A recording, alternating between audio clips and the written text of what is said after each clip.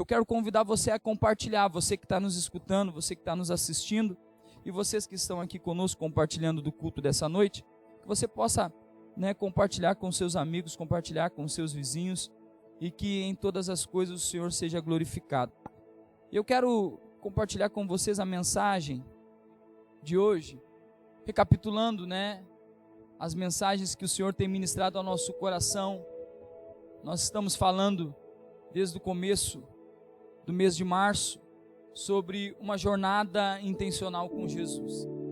No final da campanha das 12 noites, o Senhor ministrou ao nosso coração e nos deu uma mensagem, e a mensagem da Igreja Brasil para Cristo, da região de Tavares, de Palmares, Mostardas, Tavares e Bujuru, que o tema do ano de 2020 seria uma jornada intencional com Jesus. E nós então entendemos que para viver essa jornada não é algo muito tranquilo. Por quê? Porque algumas vezes a nossa carne, a nossa vontade, ela vai tentar aflorar. E nós então entendemos que dos primeiros passos que temos que tomar quanto cristão é parar de olhar e decidir as coisas, pela vontade humana, e começar a caminhar aos olhos da fé, caminhar, pela fé, pelos passos de fé que a igreja dá. No segundo domingo, então, falamos sobre, expor aquela fé que nós aprendemos no primeiro, aquela fé que nós decidimos ter no primeiro. No segundo domingo, no dia 12 de março, um domingo antes de a pandemia, tentar engolir o Brasil, nós falamos sobre expor a nossa fé através das nossas obras. E foi exatamente na semana daquele domingo que então começou, a pandemia a aflorar e a gente ter dificuldade, com a saúde, e nós vemos que somente o Senhor é Deus, e somente o Senhor para nos guardar, para nos livrar desse momento de crise. Então aquela mensagem, ela foi muito atual, ela foi muito contemporânea para os nossos dias. Então agora nós sabíamos que então nós deveríamos sim expor a nossa fé, colocar a nossa fé em ação através das nossas obras. A igreja precisaria aclamar nas casas, nos lares. A igreja precisaria levantar no seu lar, um lugar de adoração, um lugar de culto, um lugar, aonde o Senhor seria exaltado, aonde o Senhor seria, apresentado à sociedade, apresentado também aos familiares, ao filho, ao pai, e à mãe.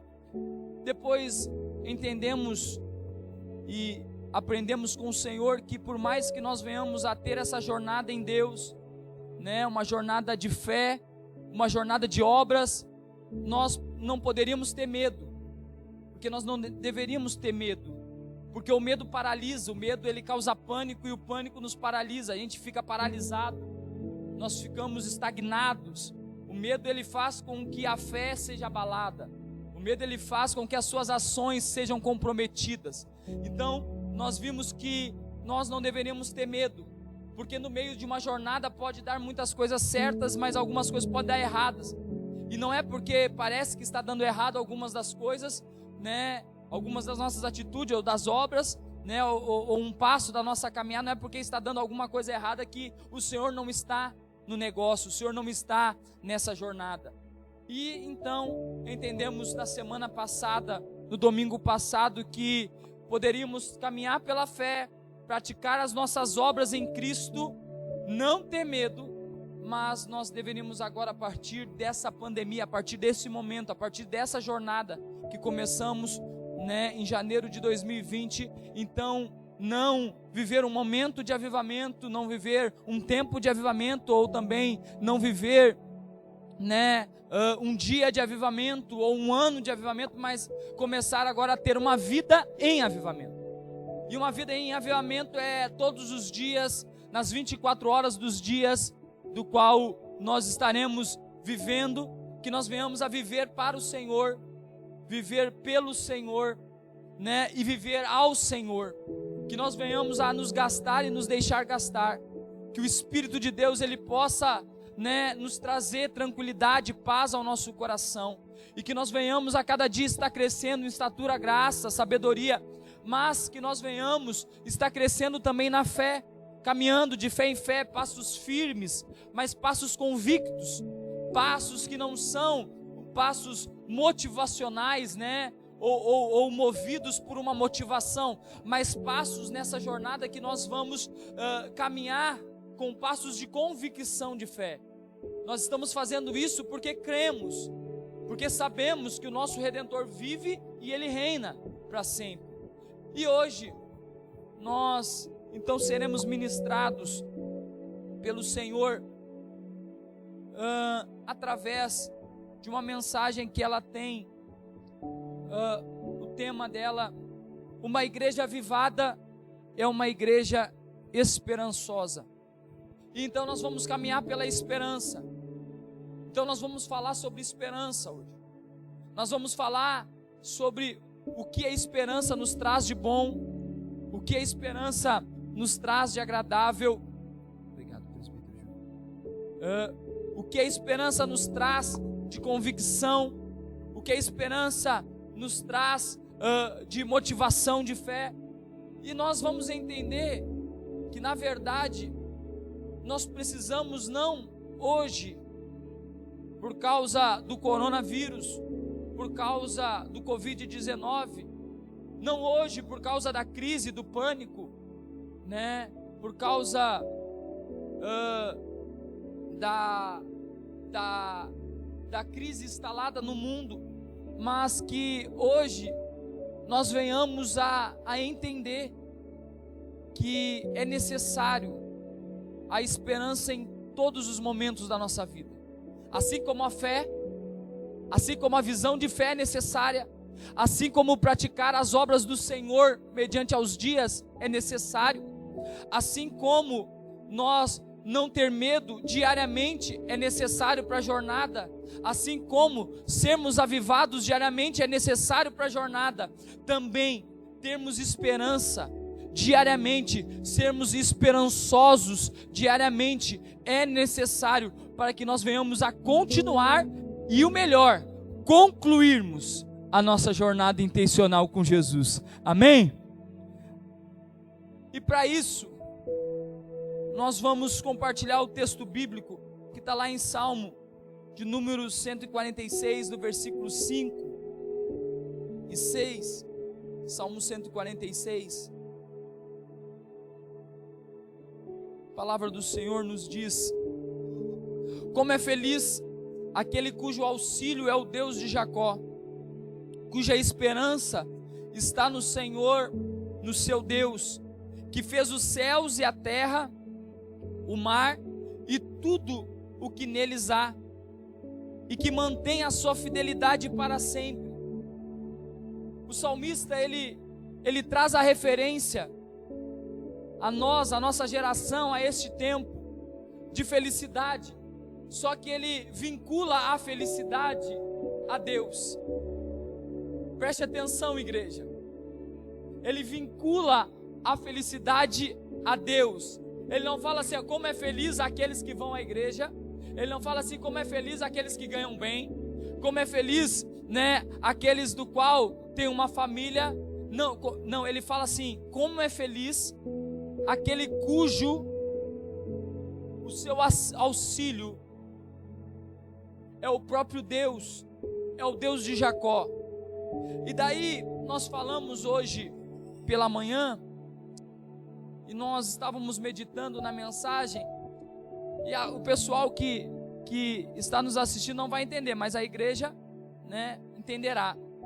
Algum tempo atrás nós falávamos sobre Jacó e Esaú, né, que as nossas decisões geram transformação. As nossas decisões, elas geram transformação. E a decisão de Jacó gerou transformação.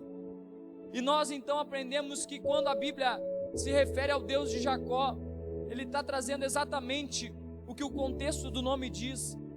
É o auxílio do Deus de Jacó, é o auxílio do Deus do qual ama o pecador, do qual se interessa com que o pecador se arrependa dos seus pecados e seja salvo.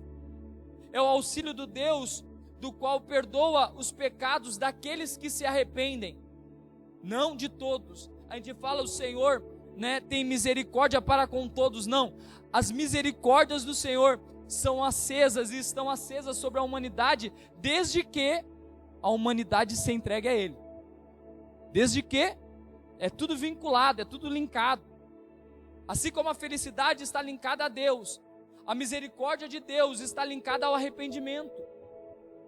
O ser humano ele precisa se arrepender dos seus feitos. E então, o texto continua nos dizendo que essa esperança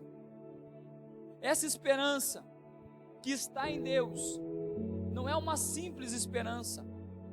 Essa esperança que está em Deus não é uma simples esperança, mas é uma esperança que vai fazer com que eu e você venhamos a imaginar coisas melhores, venhamos a nos programar, a nos projetar, a projetar a nossa família, o nosso lar, a nossa fé em rumos melhores, em coisas melhores. E por que isso? Por que isso? Por um simples fato, um fato que você vai entender, do qual você, vai compartilhar comigo.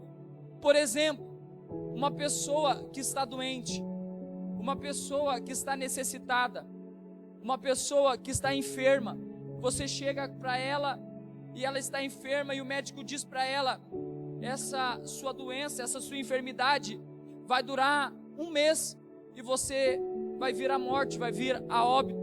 E daí você chega para ela e fala assim: já vi, minha tia, minha avó, minha amiga, minha vizinha, teve a mesma doença.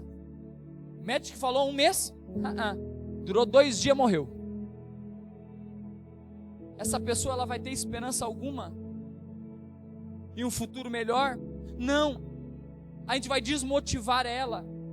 Nós vamos fazer com que a felicidade que ela estava de durar mais 1 mês seja subtraída a 2 dias e vamos gerar mais pânico. A pessoa necessitada, a pessoa está com dificuldade em alguma área da sua vida, e daí ela chega para você e fala assim: olha, eu não aguento mais.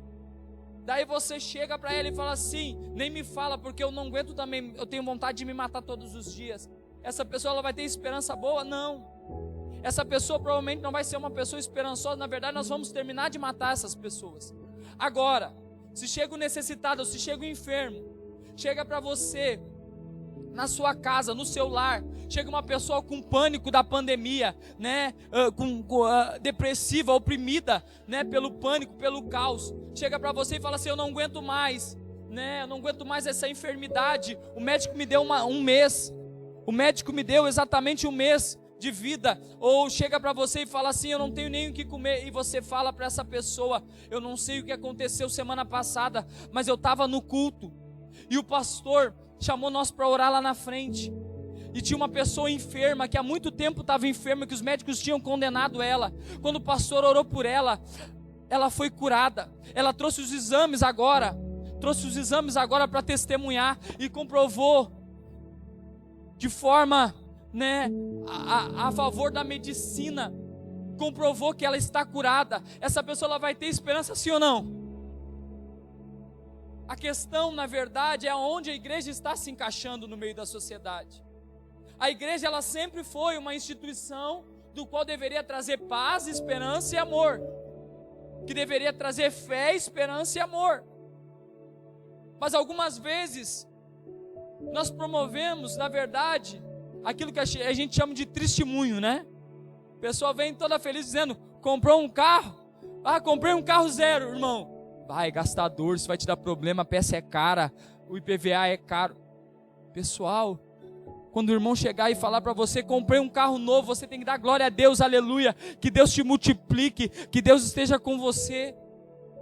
Só que se tem algo que essa geração tem sido pessimista. Essa geração ela tem sido pessimista, mas em nome de Jesus Cristo está cancelado. Eu vejo algumas pessoas, a metade do universo vai se contaminar, com o corona. 50 milhões de pessoas morrerão no Brasil. Está amarrado em nome de Jesus Cristo. Está cancelado em nome de Jesus. Em nome de Jesus Cristo nós não aceitamos. Porque nós como igreja temos esperança naquele que reina e vive. Amém? naquele que vive e reina. E é nesse do qual nós estamos repousando a nossa esperança. E se a igreja está repousando a esperança no Senhor, então eu quero dizer para a igreja que está nos assistindo, que você tem a palavra, que você tem a palavra no tempo de pandemia ao mundo. A palavra é sua. Sabe por quê? Porque tudo que o mundo precisa escutar é que o Senhor Jesus morreu para que todo aquele que nele crê não pereça, mas tenha a vida eterna. Mas tenha a vida eterna. Só que a igreja tem se omitido disso. A igreja tem se omitido da verdade do Evangelho. Por quê? Porque a nossa esperança, ela está comprometida, assim como a esperança do salmista estava comprometida com Deus, a felicidade do qual o salmista nos narra, estava comprometida com Deus. Infelizmente, a nossa esperança nos dias de hoje, que eu nem sei se posso chamar de esperança, mas posso, porque a esperança é esperar, né? Vem do termo esperar, né? Então essa esperança dos dias de hoje, ela está comprometida com quem? Com o homem, com a carne, com a vontade humana. Nós só esperamos aquilo que queremos, que desejamos, quanto carne, quanto seres humanos. Muito dificilmente alguém vai esperar aquilo do qual Deus quer. Por quê? Porque nós somos imediatistas, nós estamos num tempo do fast food, né? Nós estamos no tempo que se o lanche demorar mais de 50 minutos para chegar na nossa casa, nós já pensamos em desistir do lanche. Nós estamos no tempo que nós queremos que tudo aconteça no estalar de dedos. Mas quando realmente nós desejamos muito, quando a nossa carne deseja muito, aí sim nós somos capazes de esperar. Então a nossa esperança, ela está comprometida, infelizmente, com o mundo. Está comprometida, infelizmente, com a vontade da carne, com o desejo humano. Só que não era essa a vontade do Senhor. Quando o salmista, ele fala como é feliz aquele cujo auxílio é o Deus de Jacó. Qual foi o auxílio que Deus deu a Jacó? Qual foi o auxílio que Deus deu a Jacó? Jacó, ele recebeu a sua transformação plena. Jacó deixou de ser chamado enganador para se tornar na maior nação. Jacó deu o nome da maior nação, ele se chamou Israel. É ele do qual veio as 12 tribos, do qual veio os judeus, do qual veio os israelitas. E nós não entendemos isso, mas quem era Jacó? Jacó era enganador. Agora a questão é que Jacó não morreu enganador. Jacó morreu transformado, salvo, curado, liberto, transformado. Amém? Diga comigo, glória a Deus.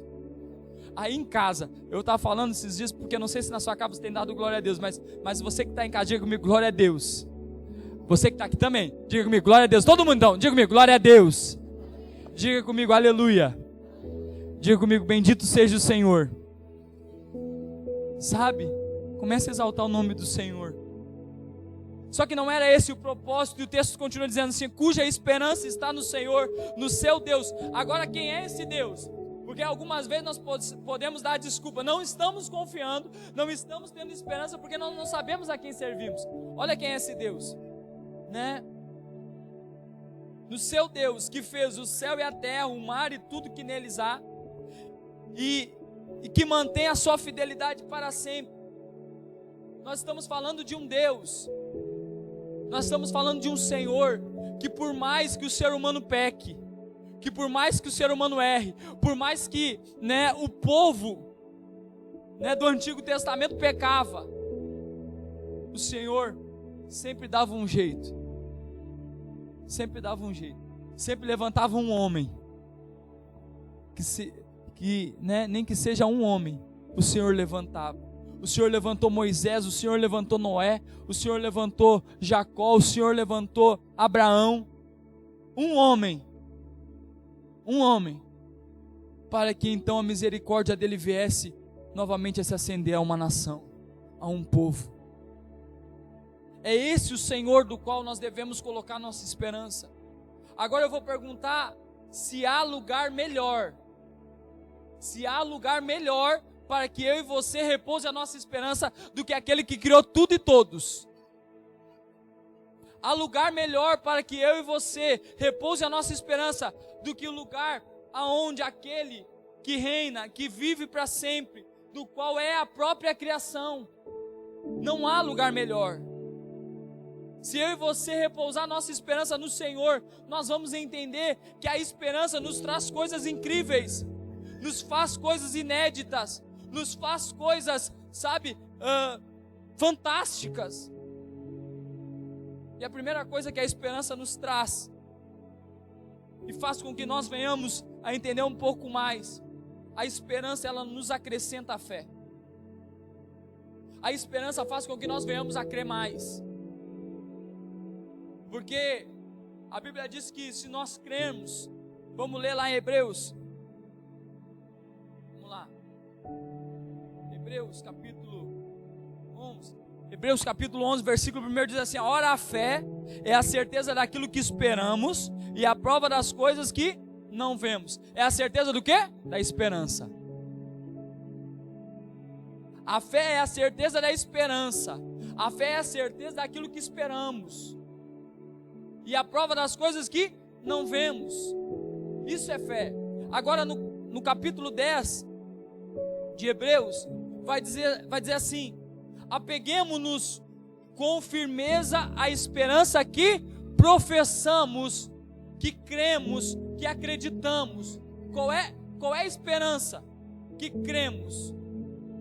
Qual é a esperança que nós professamos, igreja? É a esperança que, quer seja na vida, quer seja na morte, quer seja quando tudo está dando certo, quer seja quando tudo está dando errado, o Senhor continua sendo o quê? Deus. Diga comigo assim: o Senhor continua sendo Deus. E somente Ele continua sendo Deus. Amém? Tem aquele texto que diz: em geração o Senhor é Deus. E quando eu falo isso, eu me alegro, porque é isso que o escritor de Hebreus diz: apeguemo-nos com firmeza à esperança que professamos, que Deus é Senhor sobre tudo e sobre todos. Pois aquele que prometeu, Ele é fiel para quê? Para realizar o que prometeu. Amém? E consideremos uns aos outros para nos incentivarmos ao amor e às boas obras. Olha o que o texto diz. Daí depois ali em Hebreus capítulo 10 vai falar sobre congregar, certo? Mas não vamos pegar o resto do texto. Olha só o que ele diz. O escritor diz assim, olha: pois aquele que prometeu é fiel, e consideremos uns aos outros para nos incentivarmos ao amor e às boas obras. Para isso nós precisamos crer no que professamos. Para isso nós precisamos ter esperança que Deus, Ele é Deus libertador, que é Deus de cura, que é Deus que faz o melhor para o povo, por mais que os nossos olhos digam que o que Deus está fazendo com o universo é o pior para o universo. Deus, Ele sabe o que Ele está fazendo, porque Ele é aquele do qual nos projetou. Ele é aquele do qual tem feito das nossas vidas a sua execução. E é Ele quem conhece o nosso futuro. Então, se tem algo que é esperança, nos acrescenta a esperança, nos acrescenta a fé. Porque somente aquele que tem fé consegue esperar. Somente aquele que espera consegue entender que a cada dia precisa ser renovada a fé. Então a igreja, ela precisa entender que para nós sermos uma igreja avivada, que vamos viver o avivamento de Deus, nós precisamos sim ser uma igreja esperançosa, porque quanto mais esperamos, mais fé nós temos que Deus, Ele irá fazer o melhor para a humanidade. Amém? Segunda coisa que a esperança faz, a esperança ela nos faz confiar mais, ou verdadeiramente confiar. O texto de Jeremias capítulo 29, versículo 11, Diz assim: porque sou eu que conheço os planos que tenho para vocês, diz o Senhor, planos de fazê-los prosperar e não de causar dano, planos de dar a vocês esperança e um futuro. Deus, ele fala a Jeremias e fala a nós através de Jeremias, que é Ele quem tem os planos, é Ele quem nos conhece desde a nossa criação, no ventre da nossa mãe. Vamos pegar um pouco mais atrás, ou muito mais atrás, na cronologia. É Deus que conhece a criação desde o início da criação, porque se tem, né, um dos argumentos divinos, é que Ele é o Criador, amém? E daí eu vejo que eu e você, algumas vezes nós não confiamos. E como que nós não confiamos? Pega um trecho lá do capítulo 10, do versículo 24, que diz: consideremos uns aos outros para incentivarmos o amor e as boas obras. Como assim nós não confiamos? Simples. Quando nós desmotivamos alguém, quando nós damos falso testemunho a alguém, quando nós damos testemunhos a alguém, quando a pessoa está motivada e a gente fala: ih, já vi isso está sempre errado. Não sei se você conhece aquela pessoa que você chega e diz assim: vai dar tudo certo, né? Tem até aquele louvor, vai dar tudo certo, né? Daí chega a pessoa, olha para você e fala assim: vai dar tudo errado. Eu já vi, o meu pai já fez, minha mãe já fez, meu avô já fez. Quando que ele fez? Naquele tempo? Então tá bom, é naquele tempo. Então a esperança, aquele que espera confia, e aquele que confia em Deus espera. Aquele que espera confia em Deus, mas aquele que confia em Deus, ele espera, porque ele sabe que Deus é somente Ele que conhece os planos, que tem a nosso respeito, que tem a nosso favor. É Ele quem tem os planos. E que planos são esses à humanidade? Deus, ele não quer o seu mal, Deus não quer o meu mal, Deus não quer o mal da nação brasileira. Na verdade, o que Deus está fazendo com a nação brasileira é convocando a nação brasileira a se arrepender da idolatria, dos pecados. Diga glória a Deus. É isso que Deus quer. Deus quer que a nação brasileira se arrependa. Deus quer que a nação brasileira se arrependa da imoralidade. Olha só, é simples, é só ver a pandemia. Antes do carnaval ninguém falava nada de pandemia, a pandemia já existia, sabe por quê? Carnaval, festival da carne. Ninguém falou nada, eu não vi um deputado, eu não vi um presidente, eu não vi um vereador, eu não vi ninguém falando. Porque tinha o carnaval, o festival da carne, aonde a carne é atraída, aonde a carne é saciada, aonde a imoralidade impera no Brasil. O Brasil, em vez de ser conhecido por qualquer outra coisa boa, o Brasil é conhecido como o país do carnaval e do futebol. Queridos, em nome de Jesus Cristo, a partir desse momento de dificuldade, esse momento de caos e de pânico, o Brasil começa a ser conhecido pelos grandes doutores, pelos grandes pastores, pelos grandes líderes da igreja, por pessoas de ética, de caráter, que o Brasil comece a ser conhecido como o berço de pessoas incríveis, fantásticas, como o berço de pessoas que serão revolucionários na medicina, no meio social. Daí sabe o que vai acontecer? Sabe o que vai acontecer se isso acontecer? Sabe o que vai acontecer? Então, quando chegar outra vez a prova, quando chegar outra vez a dificuldade, quando chegar outra vez, né? Talvez um momento de deserto, as pessoas priorizarão o que realmente tem valor. O que realmente tem valor. Porque hoje eu vejo todo mundo dizendo: nós temos que ter amor à vida. O estranho é que quando se fala de carne, ninguém tem amor à vida, coisa nenhuma. E eu volto a afirmar porque não é errado. E eu não estou mentindo. Essa igreja do qual você e eu fizemos parte, não começou a orar pela nação, nem pelo estado e nem pela prefeitura ou pelas prefeituras. que nós fizemos parte aqui das igrejas que nós cuidamos, começamos a orar hoje. Nós sempre oramos, nós sempre clamamos. A cada manhã de oração que nós estávamos aqui, nós orávamos e dizíamos: Senhor, abençoa o nosso prefeito, abençoa o nosso secretário, abençoa, Senhor, meu Deus, os nossos vereadores. Sempre oramos. Sabe por quê? Porque nós não confiamos em autoridade humana, nós confiamos que todas as autoridades, elas são instituídas por Deus, e a maior das autoridades se chama Senhor, Deus Todo-Poderoso dos céus e da terra, o Deus de Israel, em nome de Jesus. Amém? E é sobre isso, é isso que a esperança no Senhor faz. É isso que a esperança no Senhor nos traz. A esperança no Senhor, ela nos traz confiança nele. A cada dia, em vez de desconfiarmos, nós confiamos mais. Amém? E a esperança ela combate o medo. Se lembra da campanha? Todos vocês se lembram? O pessoal que nos assiste também se lembra. Nós lançamos uma campanha no começo do coronavírus. Qual era a campanha? A Shane me corrigiu esses dias. É corrente do bem que é lançada. É que eu não entendo muito dessas correntes aí do Facebook, do WhatsApp. Você faz corrente para um monte de coisa. Postar foto, eu vi agora que tinha uma corrente de postar foto, né? Posta foto, se você não sei o que, manda um coraçãozinho, né? E daí vai lá e posta foto. Nós fizemos uma corrente do bem. Qual era a corrente da Igreja do Brasil para aqueles da região de Tavares? É compartilhar somente aquilo que nos traz esperança. Amém? E nós começamos a compartilhar notícias boas. Todo mundo compartilhava notícias ruins, nós compartilhávamos notícias boas. Cura, libertação, né? Tudo isso.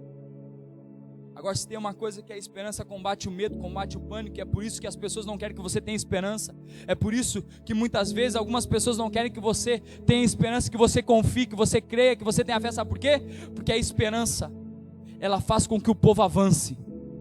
A esperança, ela não faz com que o povo fique travado, parado. Não é porque você está esperando algo que você vai ficar parado, não. A esperança, ela faz com que você avance. A esperança, ela nos faz avançar. E aonde que vemos isso? Algumas vezes a gente acha que esperar é ficar parado, esperando cair do céu, né? Não. Esperar em Deus é continuar fazendo tudo que você faz. É continuar fazendo tudo que você faz, ou mais. Ou mais do que você fazia. Esperança nos faz avançar. Filipenses capítulo 3, versículo 13 e 14 diz assim: irmãos, não penso, olha o que Paulo fala, ele está falando para ele mesmo, ele fala assim, irmãos, não penso que eu mesmo já tenha alcançado. Alguns irmãos olham para mim trabalhando, continuando trabalhando, visitando, orando, continuando com os cultos, por mais que seja online, mas vamos lá, vamos ter fé, vamos crer, fazendo os HTs lá da minha casa, não tem problema nenhum. Olho para o pastor e falo assim, o pastor é uma bênção. Queridos, eu vou falar o que Paulo falou, tá bom? Não pensem, agora eu vou falar para você, não pensem, porque eu não penso, sabe, que eu mesmo já tenha alcançado algo, não. Sabe por que eu faço tudo isso? Sabe por que eu continuo? Sabe por que eu continuo fazendo o que eu tenho para fazer? Sabe por que a minha vida não parou? Sabe por quê? Porque eu tenho esperança. E aquele que tem esperança, ele avança, ele não para. Aquele que tem esperança no Senhor, ele continua. Sabe por quê? Porque ele crê em Deus. Então a esperança, ela não trava. A esperança, ela não faz com que você seja paralisado. A esperança, ela faz com que você avance. Ela faz com que eu e você, a igreja do Senhor, avance. Dá uma batida aí, se você está em casa ou se você está aqui na igreja, dá uma batida na pessoa aí que está do seu lado e fala assim: a esperança faz com que você avance. É estranho isso, porque eu estou falando de avançar e a batida de vocês, os que eu vi aqui, né? O de casa eu não vi como é que bateu. Foi uma batida, mas não sei o que. Não, sabe? Pega o seu irmão e fala assim: ei, acorda, vamos avançar. Chegou a hora, sabe? Vamos lá. Agora não pense que nós alcançamos algo, não. Nós continuamos fazendo, continuamos crendo, continuamos orando, continuamos pedindo para o Senhor. Sabe por quê? Porque nós não alcançamos nada, mas nós esperamos. E quem espera, avança. Quem espera, avança. Por quê? Porque a nossa esperança não está nas coisas humanas, olha só. Mas uma coisa eu faço, esquecendo-me das coisas que para trás ficam, ou que ficaram para trás, e avançando para as que estão adiante, prossigo para o alvo. Qual é o alvo da igreja? É a eternidade. O alvo da igreja não é durar 80, 90 ou 100 anos, ou 120 anos na terra. O alvo da igreja é viver o tempo que Deus quer para a igreja, e que no final desse combate, nós venhamos a escutar aquela frase: bendito, bem-vindo, bendito de meu Pai. Esse é o alvo da igreja, é a eternidade. O alvo da igreja não é a vida terrena, o alvo da igreja é a eternidade. Na vida terrena estamos aqui somente de passagem. Diga amém. Passagem. Estamos encerrando já. Prossigo para o alvo a fim de ganhar o prêmio do chamado celestial de Deus em Cristo Jesus. Que chamado é esse? Eu vou dizer para você: salvação. E quem consegue fazer isso, quem consegue entender que uma igreja avivada é uma igreja esperançosa, é uma igreja que prega e que vive a esperança no Senhor, que espera no Senhor todos os dias. Quando nós conseguimos entender isso, sabe o que vai acontecer? Nós iremos avançar, e nada mais irá nos parar. Sabe por quê? Porque aquele do qual prossegue para o alvo, ele está prosseguindo para o alvo porque ele quer ganhar um prêmio do chamado celestial de Deus em Cristo. E aquele que busca em primeiro lugar o reino de Deus e sua justiça, o que acontece com ele? Todas as demais coisas são acrescentadas. Sabe o que acontece? Aquele que tem a sua esperança no Senhor, aquele que crê em Deus, aquele que confia em Deus, aquele que é motivado, que é convicto em Deus, aquele que é esperançoso em Deus, sabe o que acontece? Ele avança. E por que ele avança? Ele avança porque ele quer prosseguir para o alvo. Eu quero dizer para vocês, o Covid já veio? Sim ou não? Veio. É inegável isso. Muitas pessoas infectadas, muitas pessoas morreram, é inegável isso. Só que deixa eu contar um segredo para você, talvez agora eu vou ser criticado. O Covid já é passado, pessoal. O Covid já é passado, ele já está aqui. Agora a questão é, vocês querem passar ou vocês querem continuar no Covid? Vocês querem avançar ou vocês querem continuar? A esperança, ela faz com que nós venhamos avançar. Vamos avançar. Vamos vencer. Vamos conquistar o prêmio do chamado celestial de Deus em Cristo Jesus. Busque em primeiro lugar o reino de Deus e a sua justiça, e todas as demais coisas vão sendo acrescentadas. O que há de necessário para você, Deus vai acrescentando. Aquilo que Deus acha que é melhor para você, Deus vai acrescentando, e Deus vai fazendo, e Deus vai multiplicando, e Deus vai te dando graça a cada pisada de fé. Deus vai te dando graça a cada opinião, sabe, que você expõe. Deus vai te dando graça a cada boas obras que você começa a fazer, começa a praticar. Deus vai te dando graça. Sabe por quê? Porque Ele sabe que tudo que eu e você estamos fazendo, não estamos fazendo por visão humana, como diz lá em Romanos no capítulo 8, mas estamos não fazendo para homens, mas estamos fazendo como se fosse para o próprio Deus, sabe? Amém.